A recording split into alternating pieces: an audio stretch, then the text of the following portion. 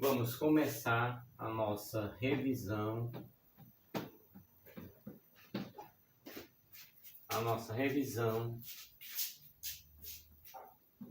Do Brasil colonial. Alguns pontos que precisam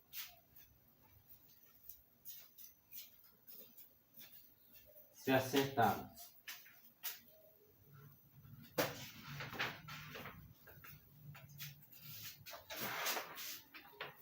Alguns detalhes que vamos destacar sobre o Brasil colonial. Alguns detalhes que precisam ser acertados.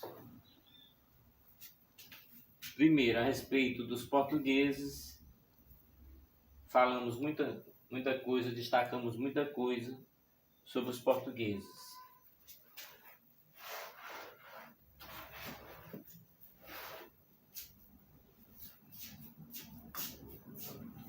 A principal base dos portugueses eram as especiarias, que eram temperos do Oriente que os europeus descobriam, eles desconheciam, como a noz, moscada, o gengibre, a canela e a pimenta. Eram exatamente as especiarias que eles precisavam em busca nas Índias. A expansão marítima de Portugal é um assunto que depois deverá ser visto também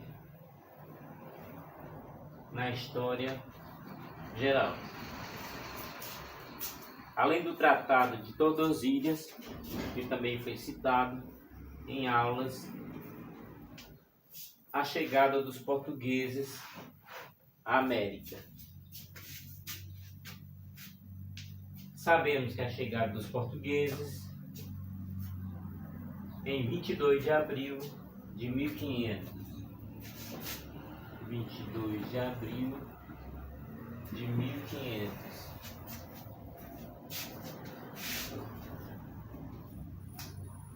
Em Porto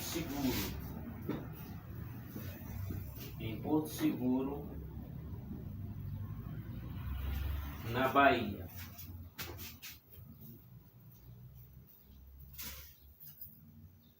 Nos tripulantes havia o escrivão Pero Vaz de Caminha. Pero Vaz de Caminha. O escrivão que escreveu sobre o Brasil. Também as definições que passaram a existir a partir do descobrimento nos dão a ideia de que a palavra índio é porque os navegadores achavam que tinham chegado à Índia, por isso eles receberam o nome de índio aos habitantes da terra.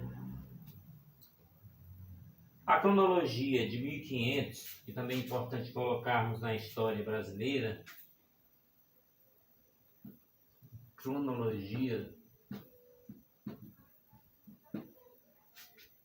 vamos colocar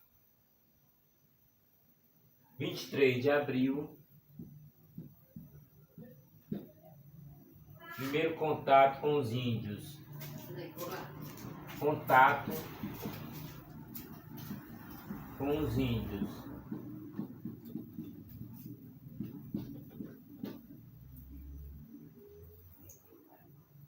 Em 24 de abril, os índios têm o contato com Pedro Álvares Cabral. Em 25 de abril,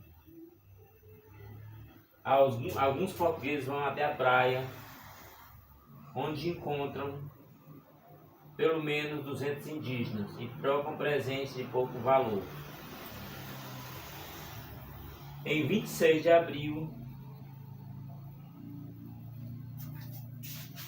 26 de abril, a primeira missa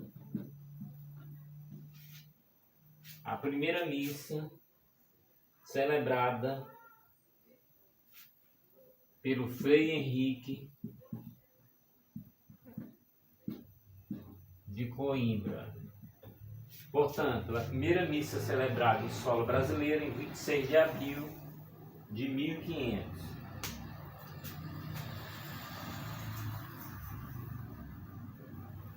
Em 27 de abril, Diogo Dias visita aldeias dos índios. 27 de abril, Diogo Dias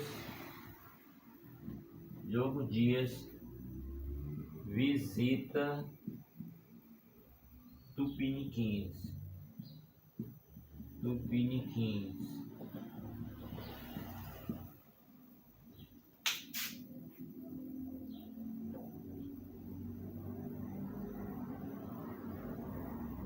Em 28 de abril, os portugueses cortam lenha, lavam roupa e constroem uma grande cruz. Portanto, são detalhes importantes para a história do Brasil colônia. Lembrando que sobre Portugal vamos aprofundar mais na história geral. 29 de abril, tiram a carga de mantimentos de um navio que seria mandado de volta a Portugal. 30 de abril, Cabral desembarca na praia, onde alguns índios passavam dia dançando e cantando. Em 1º de maio, a tripulação deste navio segue em procissão para erguer a cruz. 2 de maio, a frota de Pedro Álvares Cabral parte para Caripuí nas Índias, deixando na praia 2 condenados a viver fora de Portugal e dos grumetes que tinham desertado.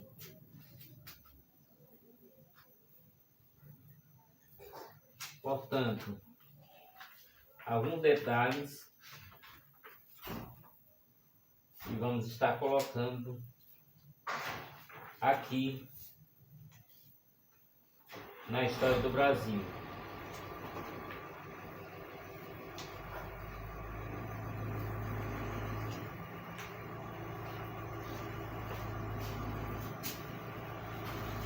Como nós falamos sobre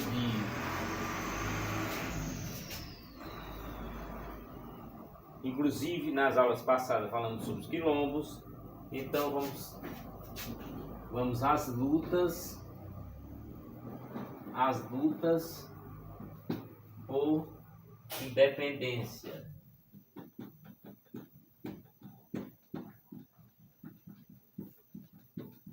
Lembrando que na aula passada falamos sobre o ouro no Brasil. Exatamente a partir daí começamos, no final do século XVIII e começo do século XIX, 3 revoltas ocorridas em regiões do Brasil pretenderam acabar com a situação de dependência de Portugal, mas todas elas, como veremos, foram duramente reprimidas. Quer dizer, do século XVIII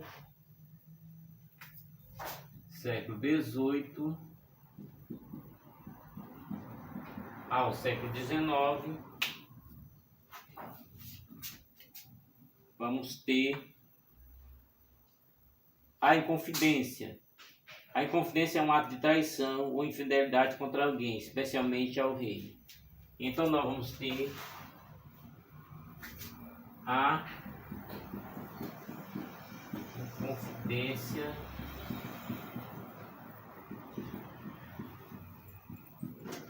Mineira. Inconfidência Mineira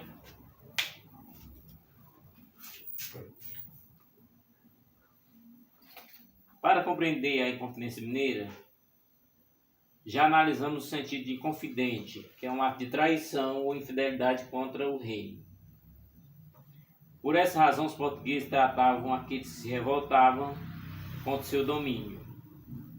A Inconfidência Mineira foi um movimento organizado em 1788 em Vila Rica, atual Ouro Preto.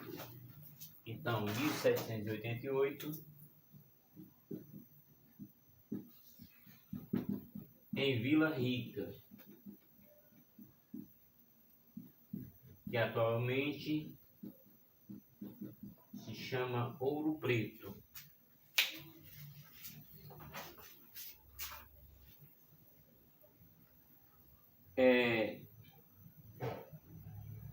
Esse movimento foi contra o excesso de rigor na arrecadação dos impostos em um momento de declínio da extração do ouro. Como a gente já tinha falado na aula passada, que o governo português exigia o pagamento de 1/5 de todo o ouro. Esse movimento foi liderado por um grupo de homens ricos, alguns ilustrados militares e padres. Eles se inspiravam nos ideais de liberdade da futura Revolução Francesa. Os principais líderes foram o advogado e minerador Inácio José de Alvarenga, o advogado e poeta Cláudio Manuel da Costa, o poeta e desembargador Tomás Antônio Gonzaga, o padre José da Silva Oliveira Rolim, tenente-coronel Francisco de Paula Freire de Andrade e o mais modesto era Joaquim José da Silva Xavier, alferes e dentista prático, também conhecido como Tiradentes.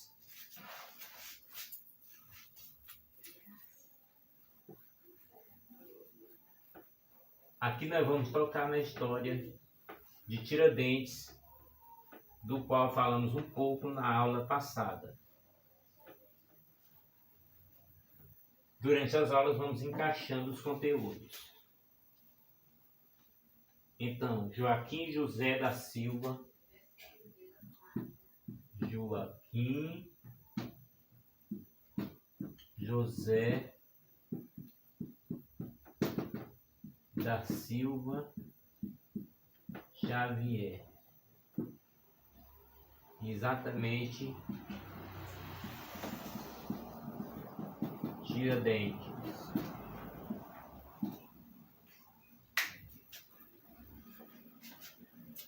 A revolta, na realidade, não chegou a acontecer. Ela estava marcada para o dia da cobrança dos impostos, mas às vésperas do seu início a conspiração foi descoberta. Joaquim Silvério dos Reis, um dos participantes, traiu seus companheiros e conseguiu em troca o perdão de suas dívidas com a coroa portuguesa. Então, Joaquim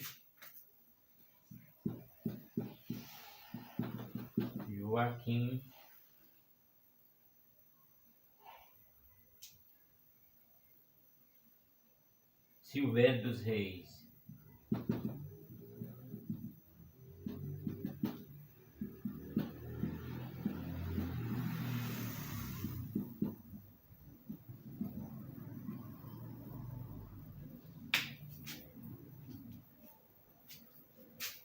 Os principais revoltosos foram presos e as penas variaram.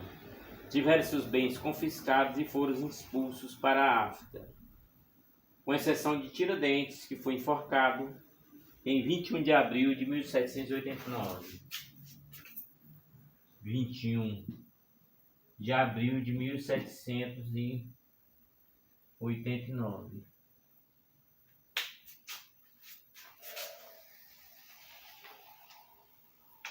Portanto, personagem da nossa história, Tiradentes foi o escolhido para reprimir essa revolta, que foi a Inconfidência Mineira. Depois aprofundaremos quais eram os anseios da Inconfidência Mineira.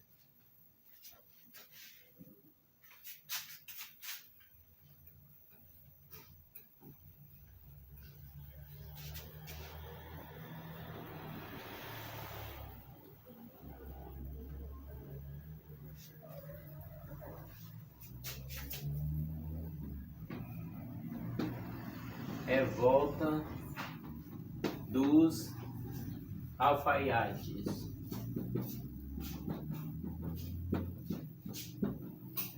Revolta dos alfaiates.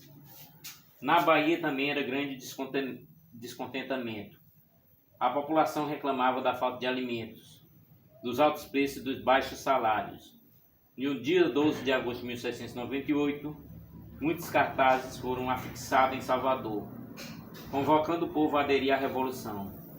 Pediam liberdade e igualdade para todos os homens, o que significava o fim da escravidão e melhores condições de vida para todos.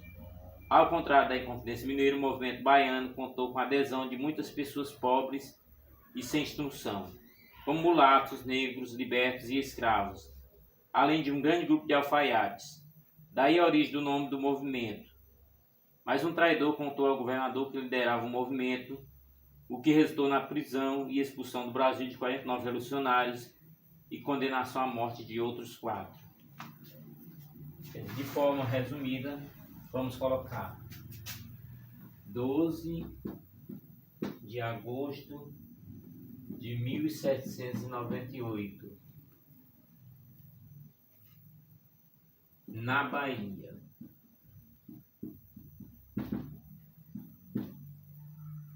Pois precisamos aprofundar mais sobre o tema. Aqui nós vamos a Revolução Pernambucana, a Revolução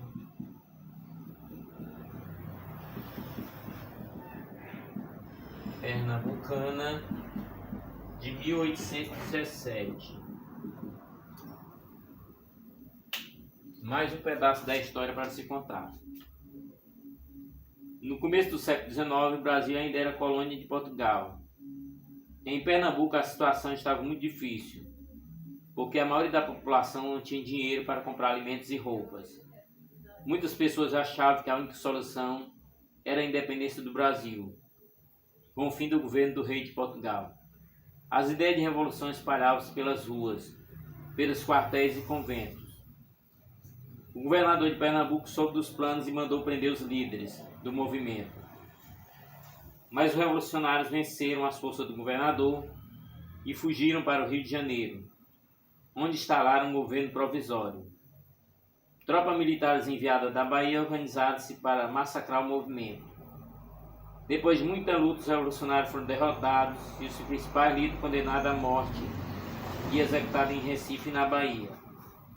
Outros 72 foram perdoados no início de 1818.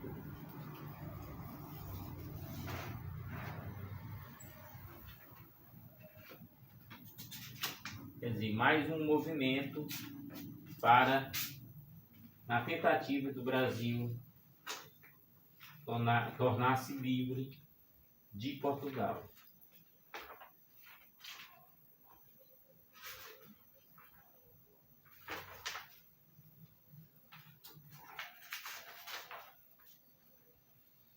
Na verdade, o que vai acontecer após essas revoluções, não muito pouco tempo, a coisa começou a acontecer de fato. Vamos sair.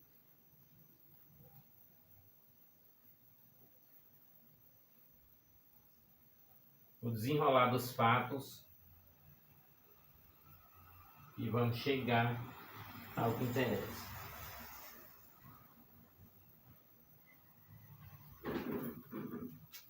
Em 1822, o Brasil tornou-se independente de Portugal. Nesse ano, Dom Pedro I anunciou ao mundo que na América passava a existir uma nação com organização política e econômica própria.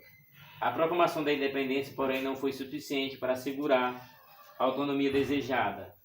Para que ela se concretizasse, todos os estados do mundo deveriam reconhecer a independência do Brasil. Além disso, durante todo o século XIX, acordos, conflitos e revoltas marcaram a vida política brasileira, mostrando como foi difícil realizar a unidade das diversas regiões de colonização portuguesa na América. A independência. A Europa na época de Dom João.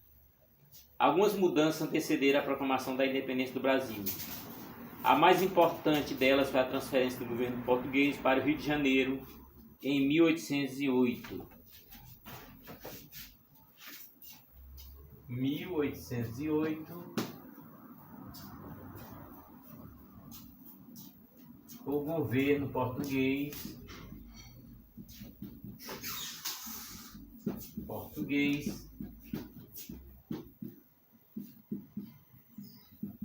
transfere-se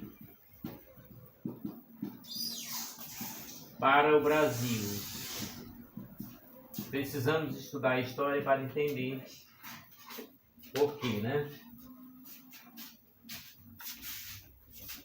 Na Europa, a partir do final do século XVIII, o continente vivia dois processos muito importantes: a Revolução Industrial Inglesa e a Revolução Francesa. Com a Revolução Industrial, a Inglaterra havia se tornado a principal potência econômica da Europa. Por outro lado, os franceses, com sua revolução, procuraram difundir novos princípios políticos por todo o continente europeu. Inglaterra e França disputavam o poder da Europa sobre colônias na América, na África e na Ásia. No início do século XIX, a França era governada por Napoleão Bonaparte.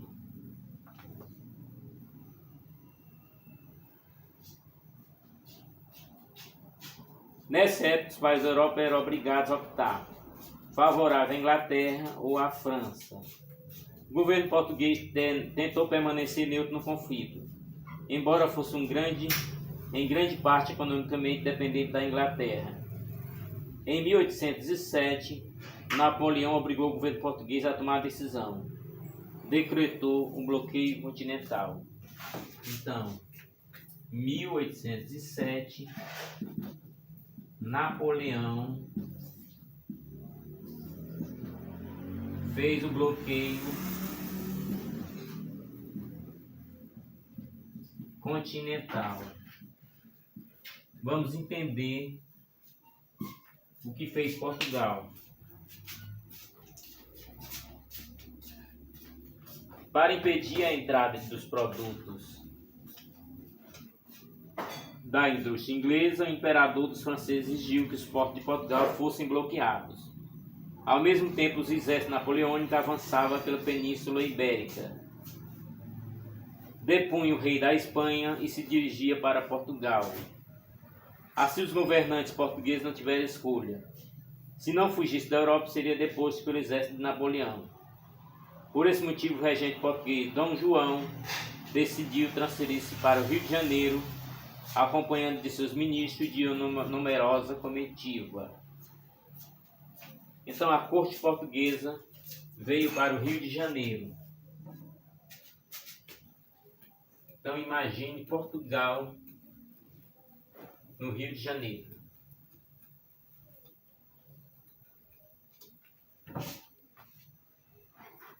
A viagem da corte portuguesa contou com a proteção da marinha inglesa. Quer dizer, os ingleses deram uma cobertura. No entanto, uma tempestade dividiu a frota e a parte que acompanhava Dom João chegou primeiro à Bahia em janeiro de 1808. Ali o regente imediatamente decretou a abertura dos portos às nações amigas. Veja, na Bahia,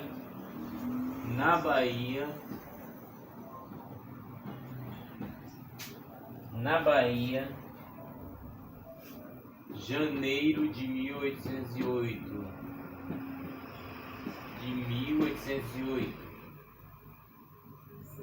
A abertura dos portos.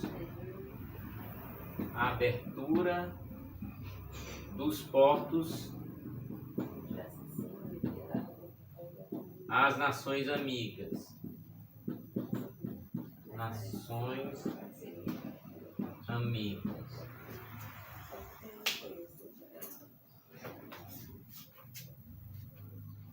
Essa medida beneficiou a Inglaterra, que necessitava escoar seus produtos para a América sem restrições. As nações amigas, logo que beneficiando a Inglaterra.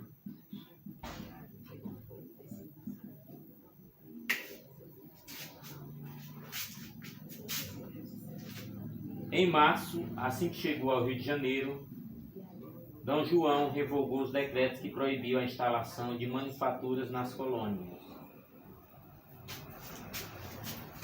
Quer dizer, era permitido manufaturas nas colônias.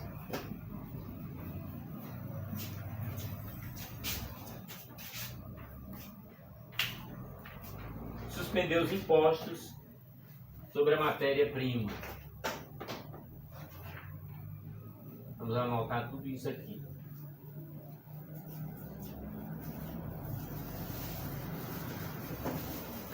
Suspendeu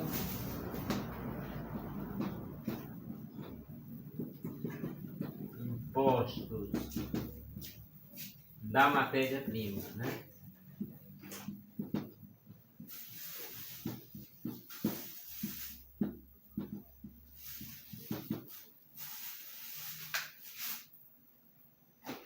Necessária para a indústria. Ofereceu melhores condições para a instalação de indústria de lã, seda e ferro. Então, indústria de lã,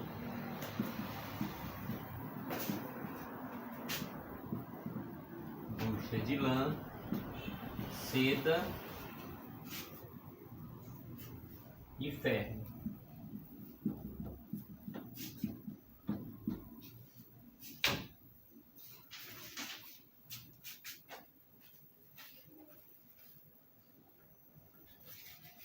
Encorajou a introdução de novas máquinas. A abertura dos portos do Brasil teve a consequência imediata. Em breve, Rio de Janeiro se tornaria o principal entreposto para as mercadorias inglesas, tanto para o Brasil quanto para a região sul da América. Então, o Rio de Janeiro seria o entreposto,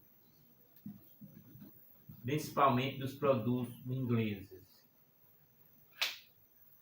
As mudanças na cidade do Rio de Janeiro. Vamos estar destacando as mudanças na cidade do Rio de Janeiro.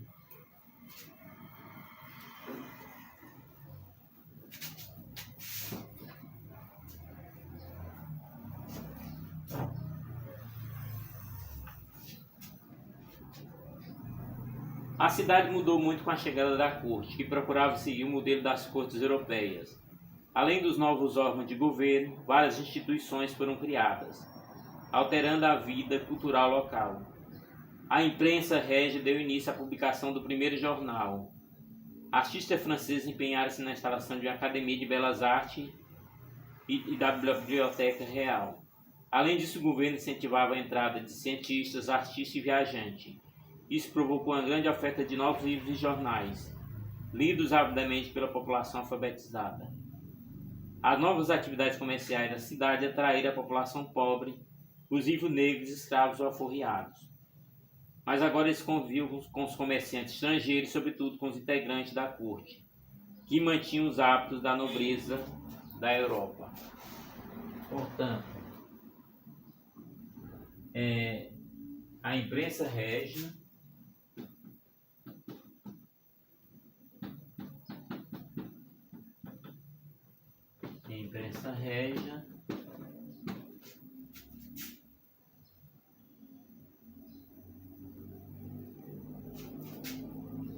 Academia de Artes, biblioteca, etc. Então, essas mudanças foram muito importantes para o Brasil. Então, o Brasil passou a ser Reino Unido de Portugal,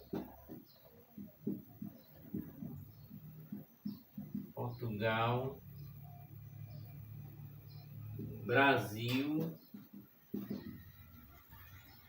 e Algarves.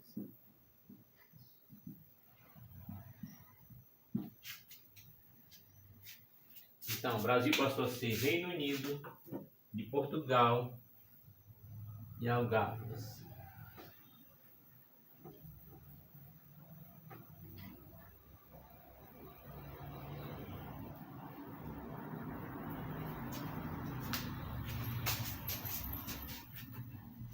Desde a partida da corte para o Rio de Janeiro, os habitantes de Portugal estavam insatisfeitos, pois percebiam que as maiores preocupações da monarquia eram com a nova capital e com o continente americano. Além disso, os acordos firmados em 1810 entre Inglaterra e Portugal, os produtos ingleses passavam a ter menor tarifa que os próprios produtos portugueses para entrar nos portos do Brasil. Ou seja, o privilégio que os comerciantes de Portugal gozavam nas colônias da América foram transferidos para a Inglaterra. A situação estava invertida e os habitantes de Portugal sentiam que agora era colônia de uma ex-colônia. Então, acordo com a Inglaterra, acordo com a Inglaterra em 1810. Esse acordo que beneficiaria apenas aos ingleses. Desde 1808 eles manifestavam sua indignação, mas acreditavam que a situação era passageira. Pensavam que tudo voltaria ao normal com a derrota de Napoleão na Europa e a volta da família real a Portugal. Mas Napoleão foi derrotado em 1815 e Dom João parecia não pretender voltar. 1815,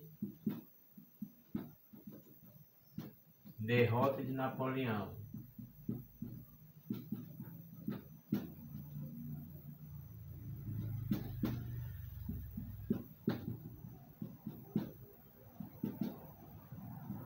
Dom João volta. É a pergunta que se faz, né? Nesse ano foi formado o Reino Unido de Portugal, Brasil e Algarves. Isso significava que o Brasil passava a ser reino, ou seja, a ter uma posição igual à de Portugal. Dessa maneira, os domínios portugueses na América deixavam de ser colônias. Os protestos ocorreram imediatamente. Os habitantes de Portugal manifestaram sua indignação em 1815 e em 1817. Uma rebelião militar em Lisboa exigia a mudança da situação. Nesse mesmo ano eclodiu em Pernambuco uma revolução em clara oposição ao governo do Rio de Janeiro. Em outras palavras, os habitantes de Portugal e de algumas regiões do Brasil não aceitavam a permanência da corte no Rio de Janeiro. Em 1817, o governo de Dom João conseguiu controlar a situação tanto em Portugal quanto no Brasil, utilizando violentas repressões. Prisão, mortes e exílio impediram que a crise abalasse a consolidação do Império Português na América. Mas a insatisfação voltaria a se manifestar 3 anos depois. Em 1817, sufocadas, né? Sufocadas rebeliões.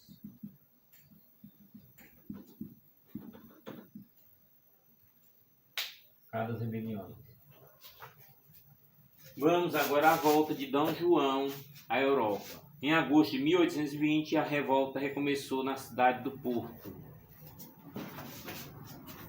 1820, a Revolução do Porto.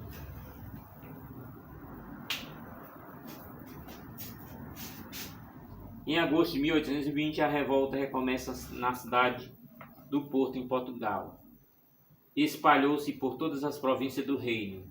Os revolucionários convocavam eleições de deputados para a instalação de uma Assembleia Constituinte, o que significava que representantes de todos os domínios portugueses deveriam se reunir em Lisboa para elaborar uma Constituição e exigir que Dom João jurasse a se comprometer com ela. A ideia dos portugueses partia da experiência da Revolução Francesa, ocorrida no final do século XVIII. Dom João tentou resistir, mas acabou partindo para Lisboa no mês de abril. No entanto, deixou o filho Dom Pedro como regente do Reino do Brasil, com plenos poderes para decidir sobre o seu destino.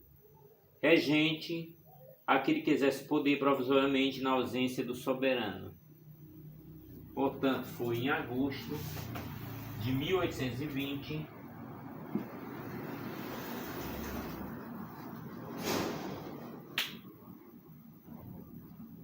que Dom João retorna para Portugal. E a história vai seguindo seu curso normal.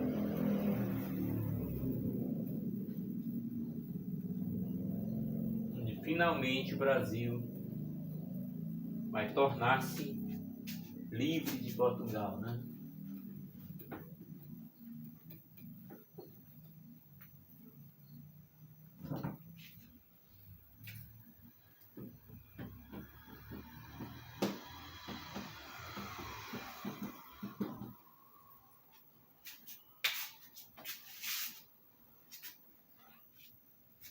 O Congresso Constituinte funcionou em Portugal durante 2 anos. Deputados de Portugal e do Brasil procuravam estabelecer acordos para a união da monarquia portuguesa, dividida agora em 2 reinos relativamente independentes. Haviam divergências.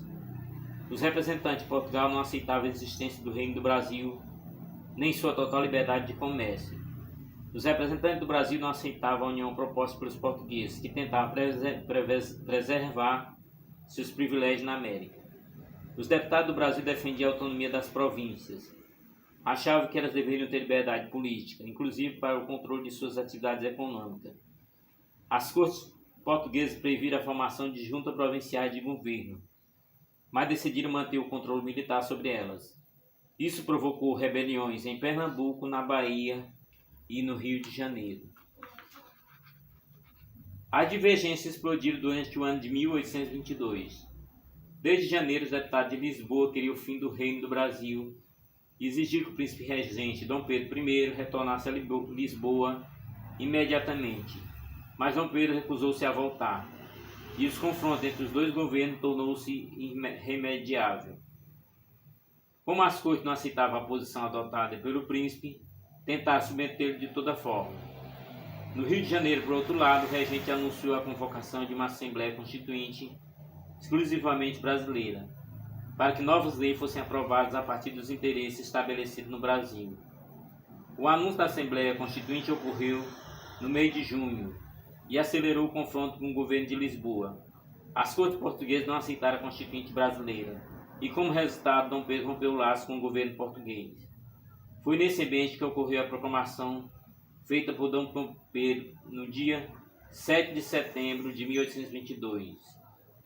Ele anunciava ao mundo que o Brasil pretendia ser independente de Portugal e declarava-se defensor perpétuo do Brasil, com o título de imperador constitucional.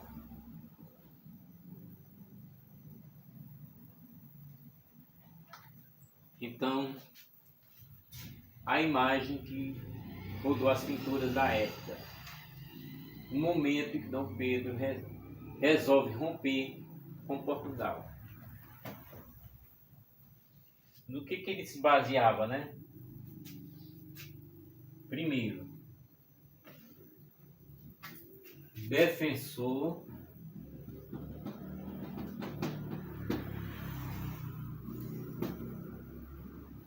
perpétuo do Brasil. Defensor perpétuo do Brasil. Imperador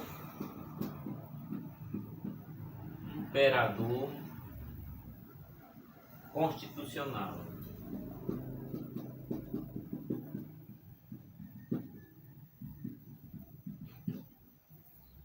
Veja bem a seriedade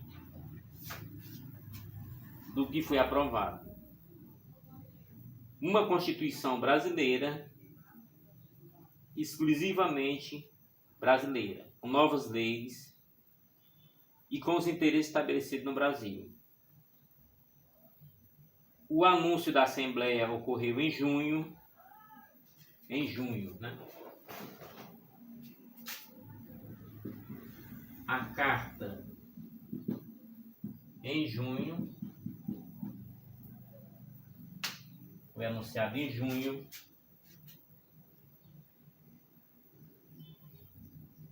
Os portugueses, lógico, não aceitaram a Constituição brasileira. E Dom Pedro rompeu os laços com o governo português. Até porque, como regente, ele convocou a Assembleia Constituinte e, lógico, que ficaria com o título de imperador constitucional. Quer dizer, o seu poder passaria a ser um poder constitucional. Então, mesmo sendo português, ele tomou a decisão pelos lados brasileiros para ficar com o poder. Então, Dom Pedro se torna o primeiro imperador do Brasil. A independência estava proclamada, mas isso não garantia a existência de um país independente. Se o Brasil não fosse reconhecido pelo mundo como um país independente, era uma das dúvidas que Dom Pedro e todos que cercavam tinham sobre o seu reinado. O Brasil no mundo. Como os outros países receberam a notícia da independência do Brasil, os Estados Unidos foram o primeiro país a reconhecer a independência, mas isso acontecia em maio de 1824. Maio de 1824, os Estados Unidos reconhecem a independência do Brasil.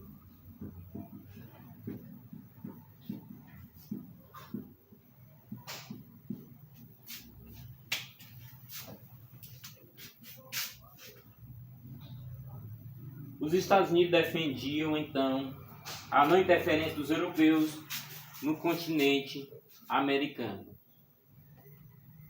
Portanto, os Estados Unidos não aceitavam a interferência europeia, principalmente porque os Estados Unidos tinham lutado com a Inglaterra pela sua independência. Então, os Estados Unidos já tinham o interesse de defender a América para os americanos. Portanto, uma força muito grande que o Brasil recebeu dos Estados Unidos para manter a sua independência.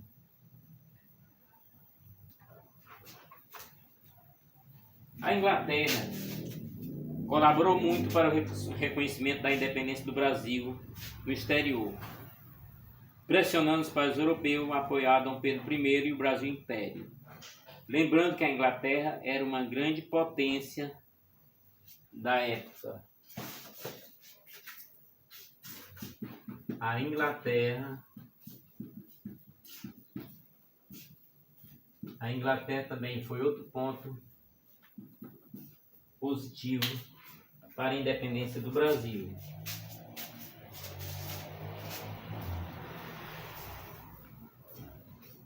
A Inglaterra colaborou pressionando os países europeus a apoiar Dom Pedro I e o Brasil Império. A Áustria era favorável, já que o imperador era casado com Leopoldina, filha do imperador austríaco. Mas a parte mais difícil da negociação internacional seria fazer Portugal reconhecer a independência e o Brasil abolir o tráfico de escravos. A continuidade da escravidão no Brasil não interessava a Inglaterra. Os cativos não tinham dinheiro, portanto não poderiam comprar os produtos ingleses. Além disso, a utilização da mão de obra escrava barateava os produtos agrícolas brasileiros, que no mercado internacional competia com a produção das colônias da Inglaterra. Portanto, outro país que tinha interesse na independência do Brasil era a Áustria. Também tinha interesse na independência do Brasil. Portanto, o plano de Dom Pedro de ser o imperador do Brasil foi muito bem arquitetado, né? Começou com a Constituição regida por ele, e depois veio o apoio do mundo, né? O apoio dos Estados Unidos, depois da Inglaterra e depois da Áustria. E finalmente o Brasil conseguiu se libertar de Portugal. Mas essa liberdade não é total. A liberdade não é total. Vamos estar falando, explorando sobre a Constituição do Brasil já na nossa próxima aula. Na próxima aula vamos estar avançando e falando sobre a Constituição do Brasil.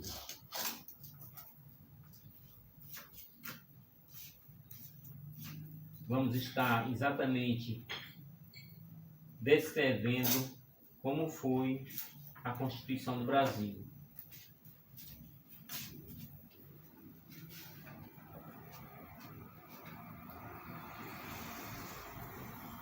Para Dom Pedro, toda a produção agrícola do Brasil dependia da mão de obra escrava.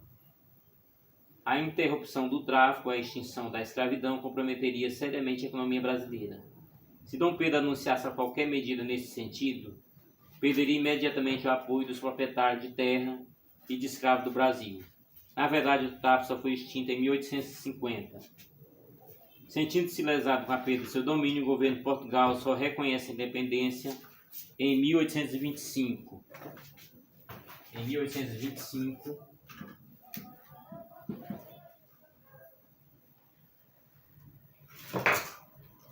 exigindo em troca uma indenização de 2 milhões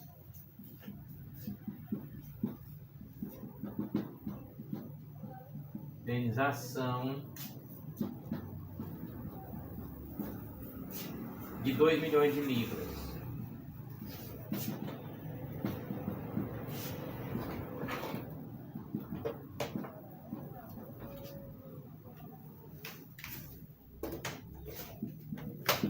Esterlinas. A Inglaterra emprestou o dinheiro ao governo brasileiro. Portanto, a Inglaterra tinha um interesse na libertação do Brasil. Isso, na verdade, aconteceu.